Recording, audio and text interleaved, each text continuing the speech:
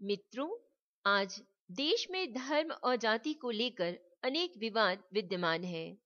मानवीय संवेदना धार्मिक और जाति बंधन में इस तरह बंध गई है कि इंसानियत का अस्तित्व कहीं खोता हुआ नजर आ रहा है। ऐसे में स्वामी विवेकानंद जी के प्रेरणादायी प्रसंग इन जाति और धार्मिक बंधनों को खोल सकते हैं, जिससे इंसानियत पुनः स्वतंत्र वातावरण में पल्लवित हो सकती है।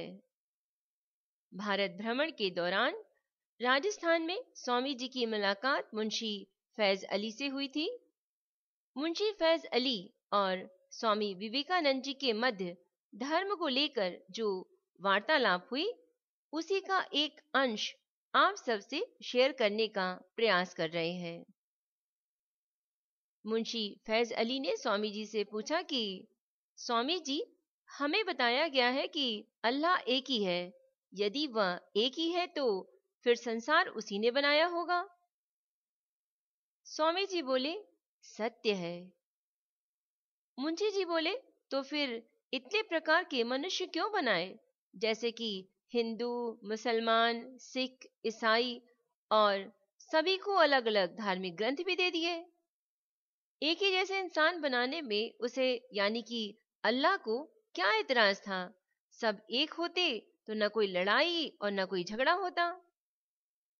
स्वामी जी हंसते हुए बोले, मुंशी जी, वो सृष्टि कैसी होती जिसमें एक ही प्रकार के फूल होते? केवल गुलाब होता, कमल या रजनीगंधा या गेंदा जैसे फूल न होते। फैज अली ने कहा, सच कहा आपने। यदि एक ही दाल होती तो खाने का स्वाद भी एक होता, दुनिया तो बड़ी फीकी सी हो जाती। स्वामी जी ने कहा, मुंशी जी, इसलिए तो ऊपर वाले ने अनेक प्रकार के जीव जंतु और इंसान बनाए, ताकि हम पिंजरे का भेद भूलकर जीव की एकता को पहचाने। मुंशी जी ने पूछा, इतने मजहब क्यों? स्वामी जी ने कहा, मजहब तो मनुष्य ने बनाए हैं, प्रभु ने तो केवल धर्म बनाया है। मुंशी जी ने कहा, ऐसा क्यों है कि एक मजहब में कहा गया है कि गाय और सुअर खाओ, और दूसरों में कहा गया है कि गाय मत खाओ, सुअर खाओ, एवं तीसरे में कहा गया कि गाय खाओ, सुअर न खाओ। इतना ही नहीं, कुछ लोग तो ये भी कहते हैं कि मना करने पर जो इसे खाए उसे अपना दुश्मन समझो। स्वामी जी जोर से हंसते हुए मुंशी जी से पूछे, क्या ये सब प्रभु ने कहा है? मुंशी जी बोले, नहीं, मजहबी लोग ऐसा कहते हैं। स्वामी जी बोले, मित्र, किसी भी देश या प्रदेश का भोजन वहां की जलवायु की देन है। सागर तट पर बसने वाला व्यक्ति वहां खेती नहीं कर सकता, वो सागर से पकड़कर मछलियां ही खाएगा। उपजाऊ भूमि के प्रदेश में खेती हो सकती है, वहां अन्न, फल एवं शाक भाजी उगाई जा सकती है। उन्हें अपनी खेती के लिए गाय और बैल बहुत उपयोगी लगेंगे। उन्होंने गाय को अपनी माता माना, धरती को अपनी माता माना और नदी को माता माना, क्योंकि ये सब उनका पालन पोषण माता के समान ही करती हैं। अब जहां मरुभूमि है, वहां खेती कैसे होगी? खेती नहीं होगी तो वे गाय और बैल का क्या करेंगे? अन्न नहीं तो खाद्य के रूप में पशु को ही खाएंगे। तिब्बत में कोई शाकाहारी कैसे हो सकता है? वही स्थिति अरब देशों में है। जापान में भी इतनी भूमि नहीं है कि कृषि पर निर्भर रहा जा सके। स्वामी जी फैज अली की तरफ मुखातिब होते हुए बोले, हिंदू कहते हैं कि मंदिर में जाने से पहले या पूजा करने से पहले स्नान करो। मुसलमान नमाज पढ़ने से पहले वाजू करते हैं। क्या अल्लाह ने कहा है कि नहाओ मत, केवल लोटे भर पानी से मुंह हाथ धो लो? फैज अली बोले, क्या पता, कहा ही होगा। स्वामी जी ने कहा, नहीं, अल्लाह ने नहीं कहा। अरब देश में इतना पानी कहाँ है कि वहां 5 समय नहाया जा सके?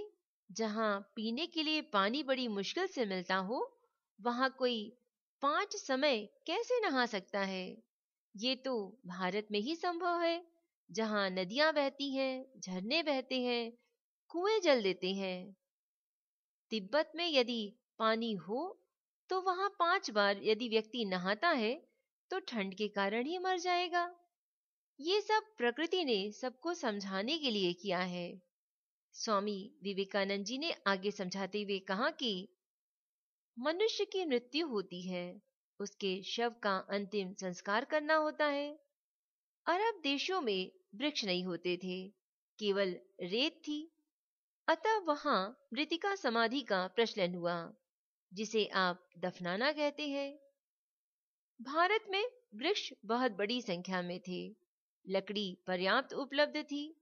अतः भारत में अग्नि संस्कार का प्रचलन हुआ। जिस देश में जो सुविधा थी, वहां उसी का प्रचलन बढ़ा। वहां जो मजहब पनपा, उसने उसे अपने दर्शन से जोड़ दिया। फैज अली विस्मित होते हुए बोला, स्वामी जी, इसका मतलब है कि हमें शव का अंतिम संस्कार प्रदेश और देश के अनुसार करना चाहिए, मजहब के अनुसार नहीं? स्वामी जी बोले, हाँ, यही उचित है। किंतु अब लोगों ने उसके साथ धर्म को जोड़ दिया। मुसलमान ये मानता है कि उसका ये शरीर कयामत के दिन उठेगा, इसलिए वह शरीर को जलाकर समाप्त नहीं करना चाहता। हिंदू मानता है कि उसकी आत्मा फिर से नया शरीर धारण करेगी, इसलिए उसे मृत शरीर से एक क्षण भी मोह नहीं होता। फैज अली ने पूछा कि एक मुसलमान के शव को जलाया जाए और एक हिंदू के शव को दफनाया जाए, तो क्या प्रभु नाराज नहीं होंगे? स्वामी जी ने कहा, प्रकृति के नियम ही प्रभु का आदेश है। वैसे प्रभु कभी रुष्ट नहीं होते। वे प्रेम के सागर हैं, करुणा सागर हैं। फैज अली ने पूछा, तो हमें उनसे डरना चाहिए? स्वामी जी बोले, नहीं, हमें तो ईश्वर से प्रेम करना चाहिए। वो तो पिता समान है, दया का सागर है। फिर उससे भय कैसा? डरते तो उससे हैं हम, जिसे हम प्यार नहीं करते। मुंशी जी को समझाते हुए स्वामी विवेकानंद जी की पलकें बंद थीं और आंसू टपक रहे थे। फैज अली स्वामी जी का ये रूप देखकर स्तंभ रह गए। प्रेम का ये स्वरूप तो उन्होंने पहली बार देखा था। वे वहीं आश्चर्य से खड़े रहे और स्वामी जी के पलक खुलने का इंतजार करने लगे। स्वामी जी ये कहते हुए अपनी आंखें खोले कि उस परम पिता को कठोर मानना अपराध है। फैज अली ने हाथ जोड़कर स्वामी विवेकानंद जी से पूछा, तो फिर मजहबों के कटघरों से मुक्त कैसे हुआ जा सकता है स्वामी जी? स्वामी जी ने फैज अली की तरफ देखते हुए मुस्कुराकर कहा, क्या तुम सचमुच कटघरों से मुक्त होना चाहते हो? फैज अली ने स्वीकार करने की स्थिति में अपना सर हिला दिया। स्वामी जी ने आगे समझाते हुए कहा, फल की दुकान पर जाओ, तुम देखोगे वहां आम, नारियल, केले, संतरे, अंगूर आदि अनेक फल बिकते हैं, किंतु वो दुकान तो फल की दुकान ही कहलाती है।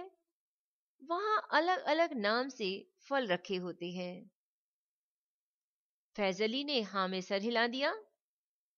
स्वामी विवेकानंद जी ने आगे कहा कि अंश से अंशी की ओर चलो, तुम पाओगे कि सब उसी प्रभु के रूप हैं। फैज अली अविरल आश्चर्य से स्वामी विवेकानंद जी को देखते रहे और बोले, स्वामी जी, मनुष्य ये सब क्यों नहीं समझता? स्वामी विवेकानंद जी ने शांत स्वर में कहा, मित्र, प्रभु की माया को कोई नहीं समझता। मेरा मानना तो यही है कि सभी धर्मों का गंतव्य स्थान एक है। जिस प्रकार विभिन्न मार्गों से बहती हुई नदियां समुद्र में जाकर गिरती हैं, उसी प्रकार सब मत मतांतर परमात्मा की ओर ले जाते हैं। मानव धर्म एक है, मानव जाति एक है।